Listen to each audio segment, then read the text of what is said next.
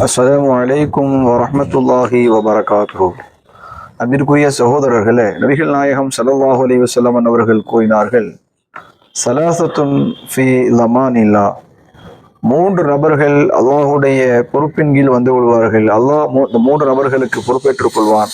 அதிலே ஒன்று, ரஜுலுன் ஹரஜ இலா மஸ்ஜிதி மின் மசாஜிதில்லா, அல்லாஹ்வுடைய பள்ளிவாசலுக்காக வெள்ளிக்கிழமை செல்லக்கூடியவர். இந்த மனிதர் அல்லாஹ்வுடைய பள்ளிவாசலுக்கு செல்கிறாரோ அல்லாஹ் அவருக்கு பொறுப்பேற்றுக் கொள்கிறான்.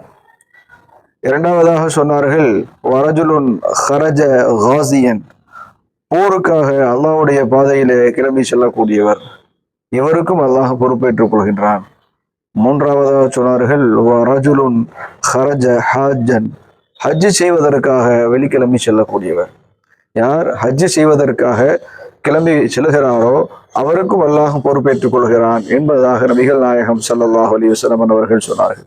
நாம் இந்த இடத்துல கவனிக்க வேண்டியது, ஹஜ்ஜுக்காக யார் செல்கிறாரோ அல்லாஹ் அவருடைய அனைத்து தேவைகளுக்கும், பொருளாதார மற்றும் உணவு சம்பந்தப்பட்ட மாலியத்தான அனைத்து தேவைகளுக்கும் அல்லாஹ் அவர்களுக்கு பொறுப்பேற்றுக் கொள்கிறான் என்பதை இங்கே நாம் பார்க்கின்றோம். எனவே அத்தகைய சிறப்பு மிக்க ஹஜ்ஜை நிறைவேற்றும் பாக்கியத்தை அல்லாஹ் அனைவருக்கும் தருவானாக. ஆமீன். அஸ்ஸலாமு அலைக்கும் வரஹ்மத்துல்லாஹி வபரகாத்துஹு.